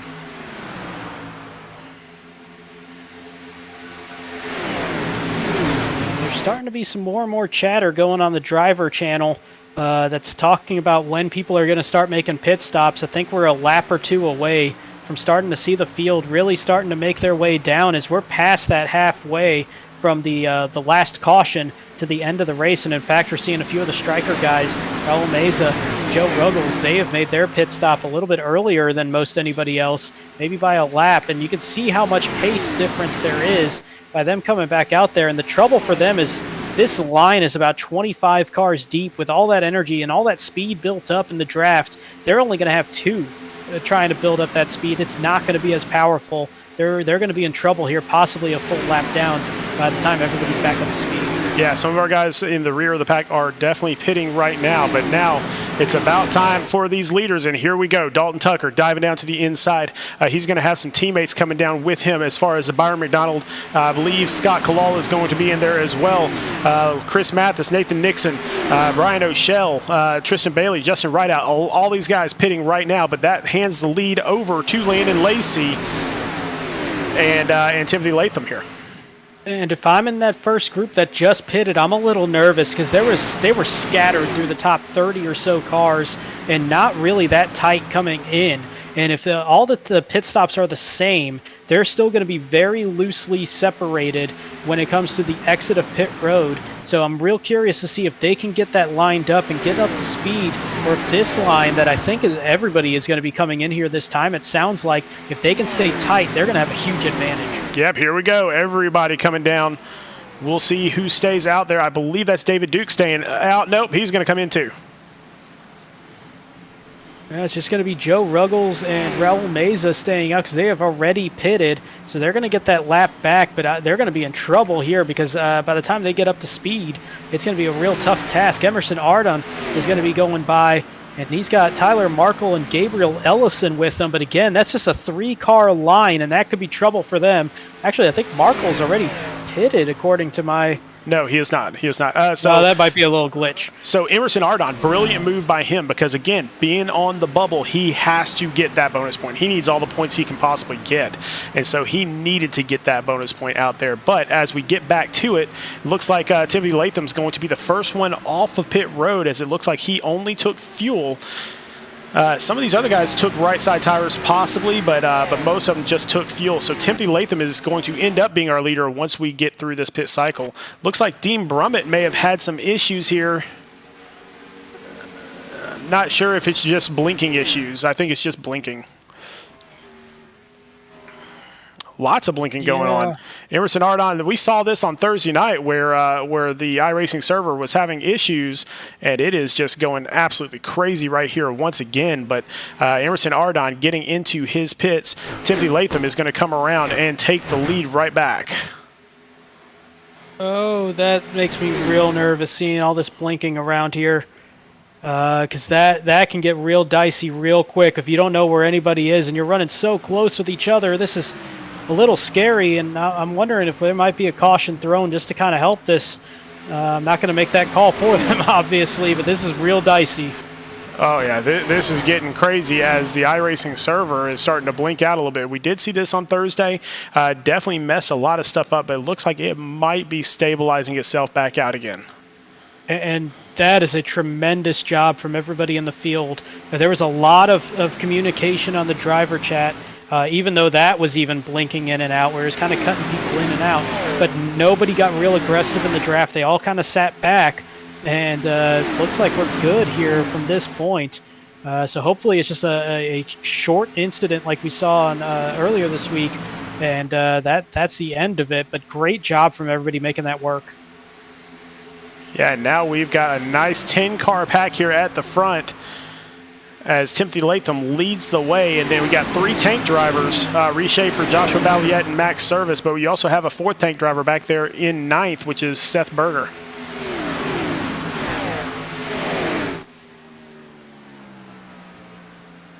And this is really showing what happens with that line that came from the pit stops, where everybody kind of got sorted out. And I'm curious how much of a factor the blinking was in kind of separating them a little bit more. But everybody on that outside line, because there's the farther back line, starting to reel them in just a bit, because there was a little bit more cars, and now it's become a big group of about 20. I think it's 18 cars actually that have kind of merged into one long line, and that might be enough where they can kind of dictate the rest of the race for themselves. Behind them, you have a couple of cars, maybe 2 or 3 seconds back, and then behind them, you got to go another 5 seconds back, and they've definitely lost the draft. So I think that if it stays green, it could very well come down to this 18-car line. I mean, here's the thing. If I'm one of those cars that's 5 seconds back, I'm still staying there. I'm not really working too hard here, because one of 2 things is going to happen. Another caution is going to come out with about 5 to go, or maybe we're going to have that big wreck that happens on the last lap and you can drive through it. Either way, if it's me, I'm not really pushing too hard to get up to the front right now. No, you play the odds, and the odds tell you that there's going to be another wreck, especially as they're starting to get real side-by-side here with that outside line starting to develop. Side-by-side, obviously not scary around here, but it does increase the chances of that caution happening. And we might actually go about 9 rows of side-by-side here pretty shortly, the way that outside's starting to group. And are you seeing what I see there?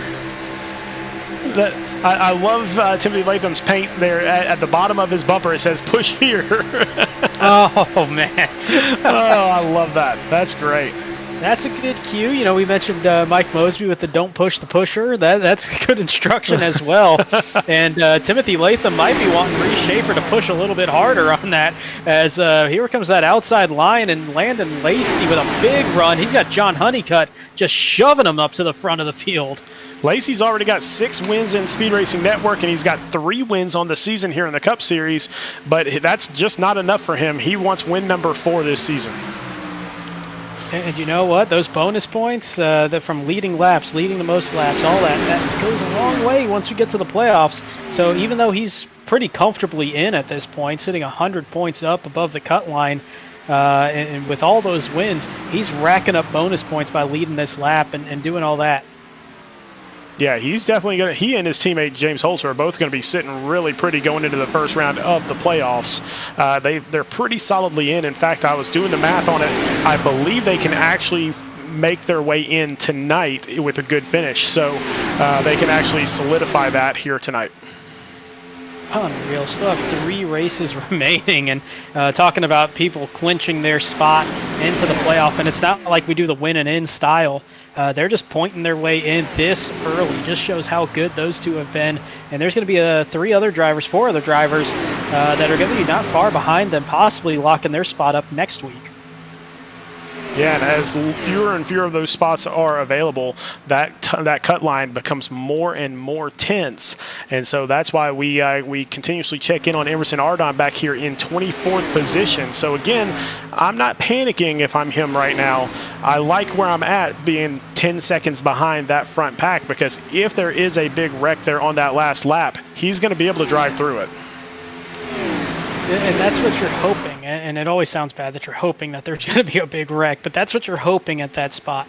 If the caution doesn't come out from now until then, and honestly, that might be your best bet. Even if a caution does come out between now and that last lap, you still got to work your way all the way through everybody. If it comes out on the last lap, there's going to be a whole lot of cars that are already wrecked out. You don't have to worry about passing them by making those passes happen. But, yeah, I mean, at that point, you're kind of sitting there and you're kind of stuck where you are. There's not going to be a whole lot of help coming your way if you're in that group of 4 that's sitting there around the 24th position. Yeah, as you see Austin Reedy there, who is basically just running laps right now, trying to stay out there, hoping that some other people get in some trouble so that he can gain 1 or 2 points here or there for his team. That's a long night. You know, he's 6 laps down now, about to be, I think he's 7 laps down now. Just trying to just hang in there, see if anything happens. And as the laps tick away, and I've been in this position, I think most anybody's been in this position that's been in races, you're just hoping and hoping things happen, and then they don't for a while, and you just start getting ejected. That's a real tough spot to be in. Landon Lacy, Timothy Latham still lead this thing. Then you've got Tank Racing, 3 of them right behind. So Tank is going to have a really good point night if this keeps up here, which will again solidify that 2nd place position in the team standings, which could get them a bye into the first round or through the first round of the team playoffs. And that's huge if they can really build that lead over for 2nd place when it comes to the team standings here, because you still got to think, you know, next week is Charlotte. That's a pretty standard track. The regular season finale is going to be at Michigan, which is another pretty standard track. But in between them, you've got another one of those wild cards where you got the road course at Watkins Glen, and that's something that there's a lot of drivers have some trepidation when it comes to the road courses. And that could be a big point shake-up race, I think, in all 3 levels of SRN. So you really want to build up as many points as you can going into that road course, because anything can happen there. You're not going to be seeing any cautions if anything goes wrong. So you really got to make sure you have a good, clean race there. If not, you could lose a whole lot of ground that you've built up. Yeah, and those Tank guys are loving what they're seeing right now, because Murray Reedy Smith Road Racing, who is in 3rd place, are sitting back in 17th, 21st, and 36th right now. So they are gaining a ton of points on that team. And you look at the name of Murray Reedy Smith Road Racing, might tell you that they could be pretty good once you get to Watkins Glen in a couple weeks. And so that's something that Tank really does need, that buffer as best as they can. They've got some drivers that have done well as well on road courses, but that's an expertise there for the Murray Reedy Smith guys. We're at 15 to go here at Talladega. Landon Lacy, Timothy Latham still lead this thing, and it's just a matter of when do you want to say go, and I really think it's going to be about 5 to go. Yes, I think this is still way too early for anybody to try to take that shot. It really reminds me of Daytona 500 this year. Everybody just kind of holding up on that one line, just waiting and waiting and waiting, and it almost felt like they were waiting too long. And then you get to about 2-3 laps to go, and everybody just scattered all over the place. I think we're going to be setting up for something very similar to that here. Brian O'Shell on the outside here in his Pit Viper car. Always love seeing him out there on the track. So a good friend of Speed Racing Network. So always love seeing those colors out there. And, man, he lives and dies by those Pit Vipers. From my understanding, he wears them while he drives. gotta work with the sponsor there. So why not? And be racing in style. I'm not sure if I could light up a room enough to actually have good vision doing that, but more power to him. Oh, he has some fun with it, and that's it's always fun to watch. Always fun to talk to him. To be honest, he's just one of those really good old boys, you know. A good old boy in NASCAR racing and SRN, no. Yeah. Oh yeah. He's got the mullet to back it up too. Well, that's very fitting for Talladega. So as I come down to 13 laps to go, Landon Lacy, Timothy Latham continuing to control this one. And that group of four starting to pull away a little bit with Schaefer and Balliet as well. Still not enough to be super significant there. But that might cause that little breakup, and here comes the outside line starting to form. I think they saw that inside was starting to break up a little bit. Which is just like we saw in that charity race a couple of weeks ago for that we were raising money for Sadie, which, by the way, the Revved Up for the Cause charity race raised $2,000 for Sadie. And if you don't know who Sadie is, a little girl that has cancer that we were raising money for, in order to help out with her bills and her family and doctors and that sort of thing. So what a great showing that was. But just like we saw in that race, James Holzer, Landon Lacy up towards the front. James Holzer's going to drop down in front of him, and this is kind of a repeat of what happened in that race. And if you're Seth Berger on the outside, you're thinking, man, I shoved you all the way up to the front and you just bailed. But he had to know that was coming with the way that inside line was being led by next-level drivers. But Berger continued some great momentum, and he's going to make the same move. And Scott Colal almost tried to do the same thing as well, but he kind of got blocked from it. The way that they were lined up and the way that momentum was going, that outside line might start being in trouble unless some people from the inside start to drift back up. But they're starting to slide back already, and Seth Berger going to be leading this train. Yeah, that outside line better stay exactly where they're at. Otherwise, I think James Holzer and Landon Lacy could pop out together and go to the lead of this thing because, like I said, when they get linked up, it is so hard for you to pass them. So that outside line might want to do everything they can to block them down there on the inside. I just don't know if they have the power to do it. And it's getting very close to Timothy Latham being clear as well. I think if he gets fully clear, that outside or that inside line might just do just that with Holzer, Lacy, and Latham. And they're still going to be holding steady behind, so they might be just biding their time just a little bit, maybe thinking that it's a little too early to make that move. Yeah, a little bit too early right now because if they pop out right now, that leaves Seth Berger on an island, but only for about a lap while Reese Schaefer and Joshua Balliet catch up on the inside. If they wait until about 2 to go to make that move, nobody's going to catch them. And I think you just touched on why they're not going to do that, actually. If they jump to the outside and those 3 next-level cars lead the outside, they're letting 3 tank cars line up on the inside, out in the front of that line. And that's probably the fear that they have right now. They don't want to make it team versus team. They want to keep them isolated and separated just a bit. Now, that outside line is starting to move up as Scott Kalal leads the way as he's kind of waving around a little bit, so we've got a little bit of action out there. But now James Holzer is going to push Seth Berger even harder so they can get right back past Scott Kalal again.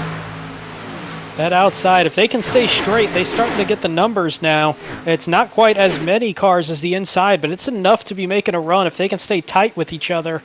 As you see that snaking that they were doing on the backstretch kind of calming down a bit, as I think they're just trying to figure out what the other person does in front of them and the person behind them does. They're trying to feel out what they can do. Like we were touching on earlier, the inside is so much easier because you just stick it on the line and just know where everybody's going to be. The outside, there's a little bit more ambiguity to it.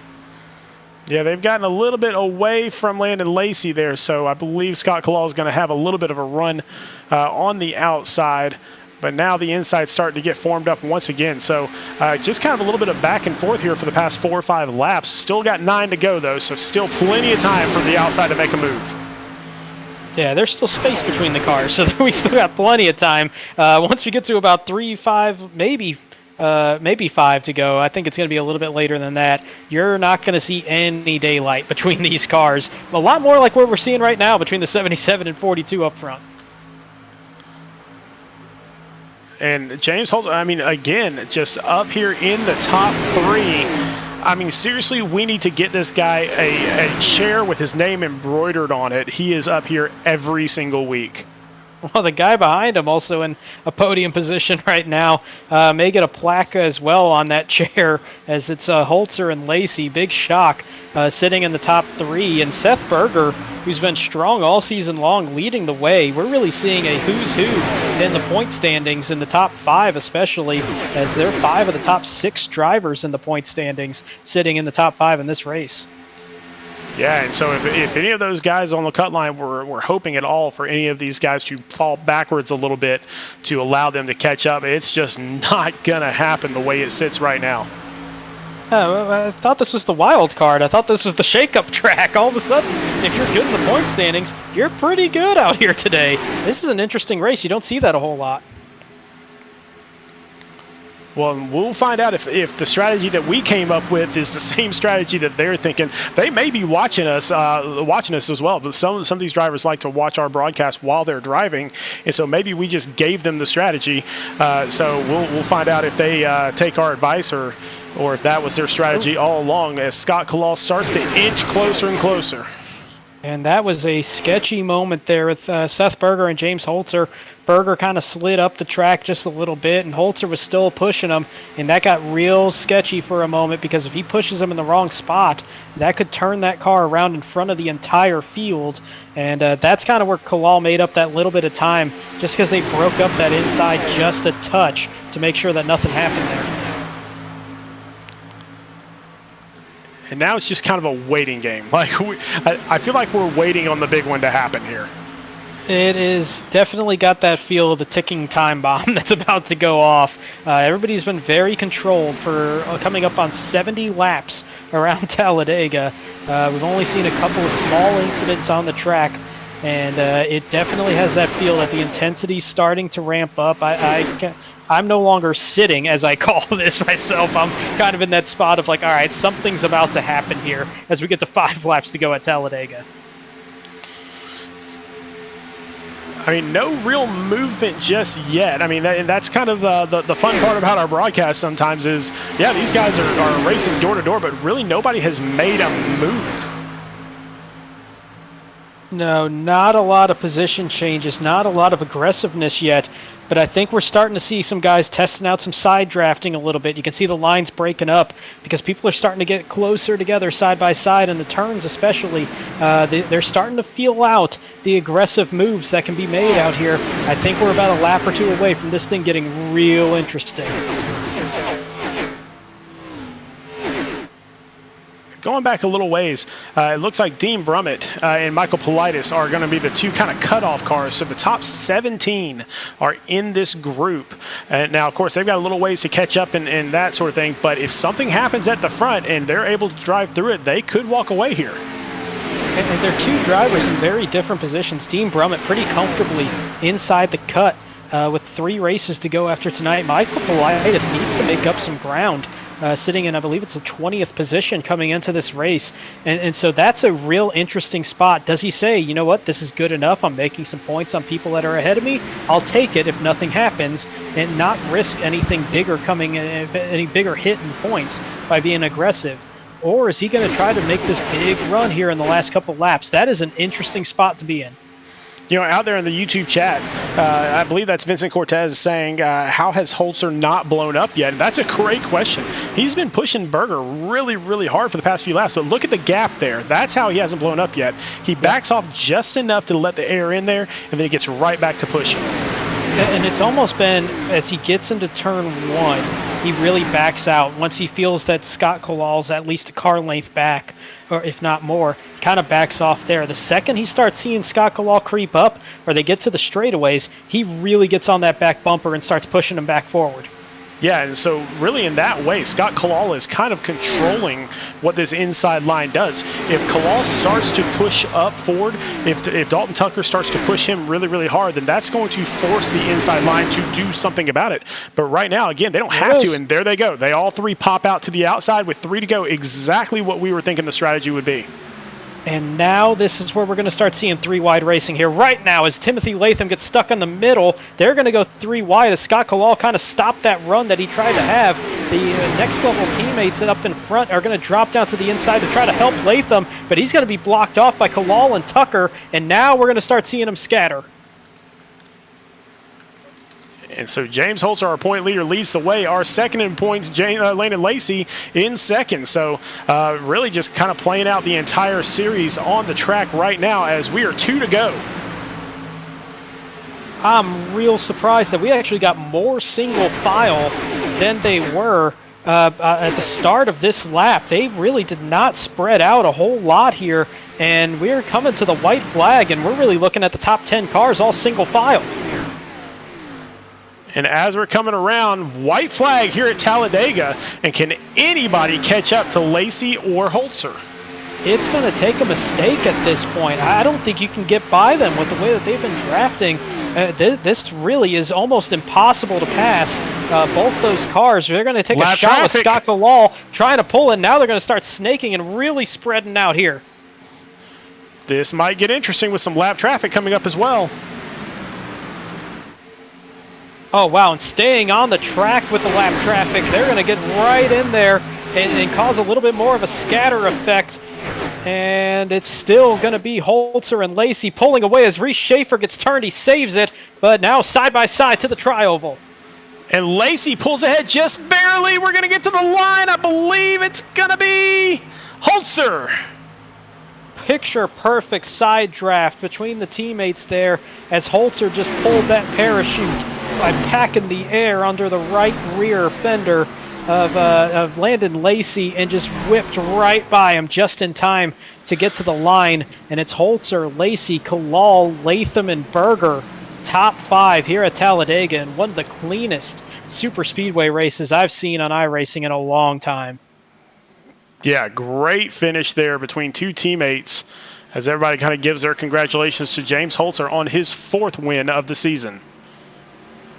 I believe that is 6 straight wins for Next Level as they continue just a dominant season here in the Cup Series, as it's Holzer and Lacy once again determining this race and doing so in impressive fashion. And well, we at least could be maybe like a crew chief of sorts up here by calling that strategy with about 3 to go. That's when they started to make that move. Well, I mean, I can't drive worth anything, so maybe I should be a crew chief. I'm starting to feel the same actually this season. So, but yeah, no, that was a picture perfect move from the 3 Next Level cars. Latham kind of got trapped just a little bit, but they had the right idea in making that move, and that last lap into the tri-oval, just a perfect move to win a race there. The side draft executed just right, and it gives James Holzer his 4th win of the season. And so he will do his donuts down there, and while he's doing that, let's check in and go to our top 18 here. So James Holzer in 1st place for Next Level, Landon Lacy in 2nd place for Next Level, so obviously they will be in 1st and 2nd in the points still. Scott Kalal for Revved Racing with a great run up in 3rd. Timothy Latham from Next Level with one of his better runs this season up in 4th. And Seth Berger from Tank Racing there in 5th. 6th place is going to be the leader of the Rat Pack, David Duke, sitting there for R&D Motorsports. 7th will be Joshua Balliet. 8th place, Dalton Tucker. 9th, Michael Politis. And 10th place is going to be Nathan Nixon. In 11th, you got Jon Honeycutt. In 12th, you got Dean Brummett. As they're joking around there on the track, just having a good time, just getting launched into the air there.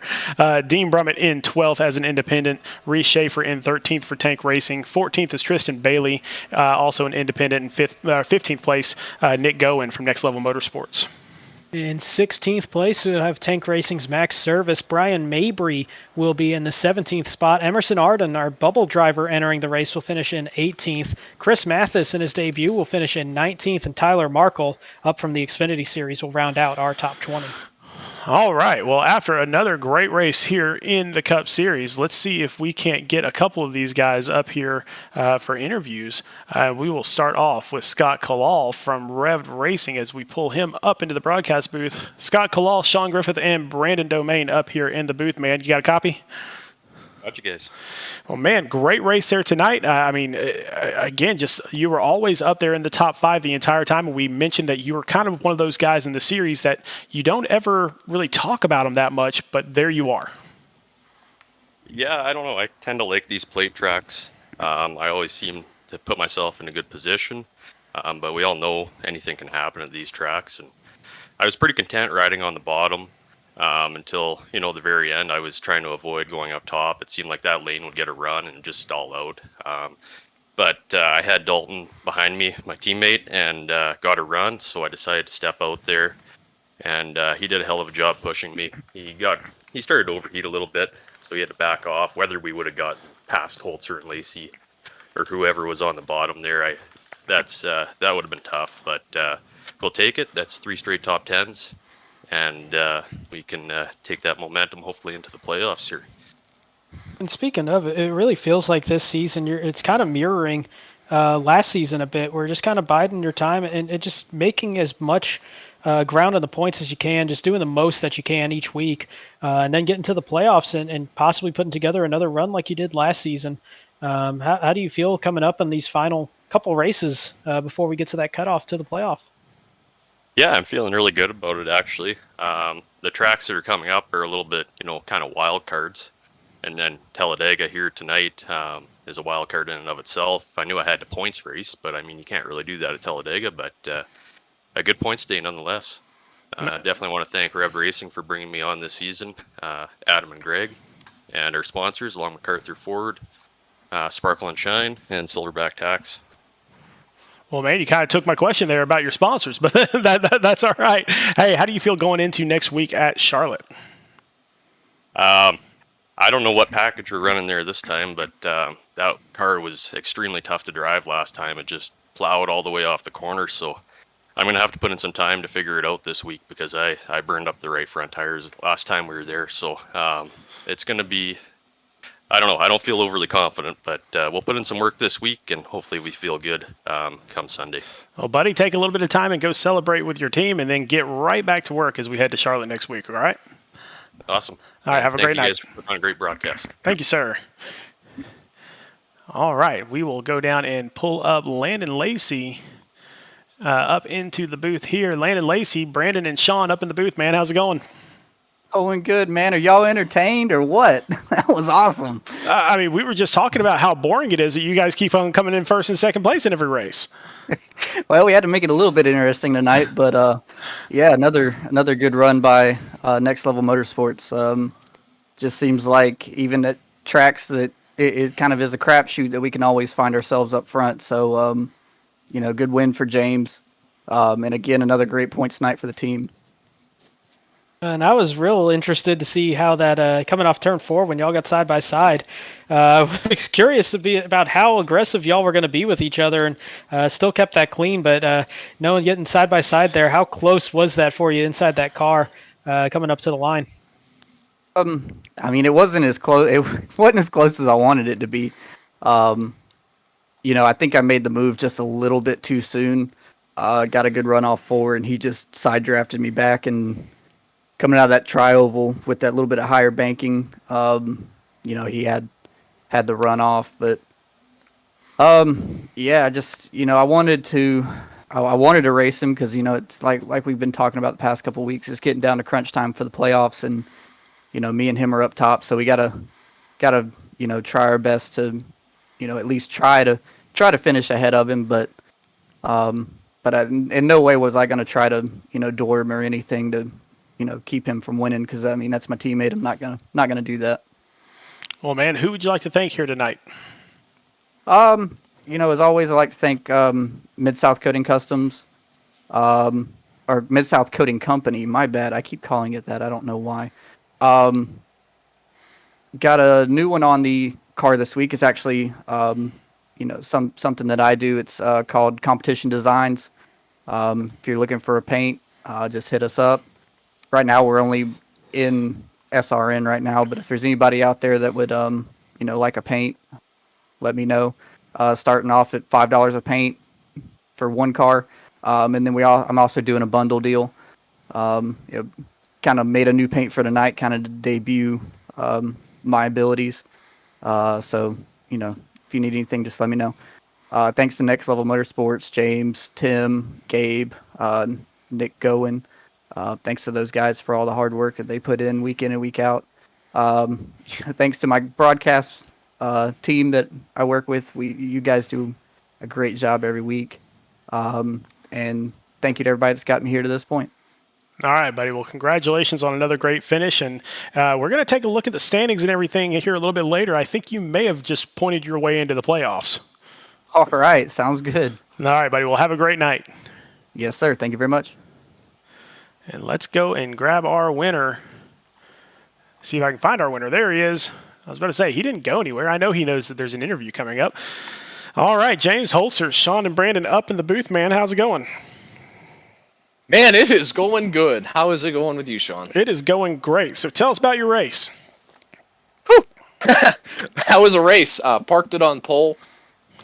Really was trying to work on qualifying super speedways, as I felt it's been a lacking point for myself. Every time we come here, knew we were going to work well with all the practice we had in the charity race last week. Landon and I worked together well. Then we worked well together tonight as we were, there coming at the end. But we slid through our box in that first pit stop, and I was like, you know what? Maybe it might not be a bad idea if we get some cautions. Let's go to the back. So I wasn't going to take tires or nothing, but I ended up just taking 4 and waited it out on pit road. And we just kind of, made our positions one at a time and tried to take the right lane at the right time, which was really hard to decide. And it was great racing side by side, which, the last package really didn't promote. So I thought this race was so much better than last year's race. It was a victory lane both times. So, nothing to hate about that. But, we slid through the box again on the green flag pit stop and lost a lot of track position there. And then the servers about died. I thought I was going to disconnect because my quality bar was linking red there for about 10 minutes. I wouldn't say 10 minutes, probably about 5 minutes. And then the server finally found itself, and we decided to make our way back up. And just want to have a huge shout out to Seth and the 77 there, as we were talking pre-race and tank racing. We were going to kind of try to work with them if we could. And he said, it's Talladega, never how it's going to work out. And then, here we are in crunch time, about 10 laps to go, and it's right where we are. We're right bumper to bumper, and I think it was either 8th and 9th or 9th and 10th. And we were communicating on when we were going to go and told him to go. And we had a huge run, and he gave pretty much a perfect push. And then I was able to get out in front of Landon, and then he was able to get out in front of me. And then we just kind of controlled the lanes there and was just trying to push him and keep the momentum going on the bottom lane. And when the top lane would get a run, just tried to push and just tried to keep our lane going. And then knew with 3 next level guys on a line, I kind of figured he had a feeling we were going to make a move at some point as well.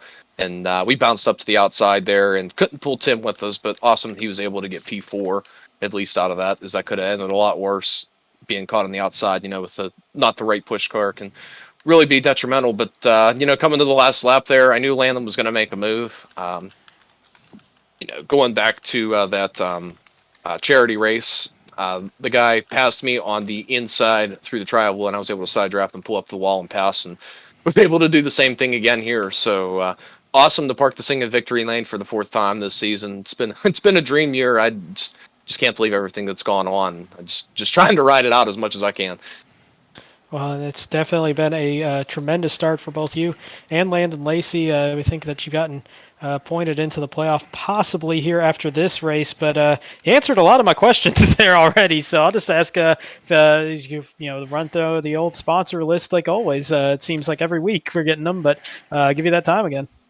So it always jokes about getting a chair up there. I wouldn't mind a chair, But just got to thank you guys up in the booth as always. Fantastic broadcast. I got to thank JP Designs for being primary sponsor on the car. Go ahead and reach out to him on Facebook. Scheme starting at just $5. Package deals as well. I run all the schemes, that he makes, and makes really good product. Also got a shout out Laurel Auto Group, Butt Kicker, and Extreme Sim Racing for being on the car as well. It's been a fantastic run, like I said, and we really just got to keep this momentum moving forward. I know we have some playoff points here going to the playoffs, but as we saw with Kevin Harvick last year, he won a lot of races, to start, but got in the playoffs, and it just takes one bad race to get you out. So we just got to keep our head focused and just continue to take this one race at a time. And next week we're at Charlotte at a track where we ran okay last year, but we didn't really run great. The open set was a lot of contribution to that. The dirty air was bad. So hopefully we run the standard set this week, and it'll be good. All right, buddy. Well, congratulations on another win, your 4th win of the season here in Speed Racing Network. So once again, we will get that winner sticker up there. Right now, it's kind of not working the way that we want it to. So I'm not gonna be able. Actually, I might have had it now. So there you go. I think we've got it coming up. That we've got that winner sticker on there right now. So congratulations again on your 4th win of the season. But we will see you next week at Charlotte. Awesome. Thank you, guys. Much appreciated as always. All right, buddy. Have a great night. You too. And we will drop him back down into his chat room right now, and then we will take a look and see about next week, which is the Roval not... I'm sorry, no. So, wow, that is absolutely incorrect. Oh, my goodness. Brandon, tell us what it is. The Oval, not Roval, 185 next week at the Charlotte Oval. There's a whole lot of rhyming there on that there one. It is. Also, the loss of there we attending, go. I believe. There it is. There it is. Got that image back. All right. So yeah, we got our fun of the road course in a couple weeks, but next week we'll spare everybody with the Oval.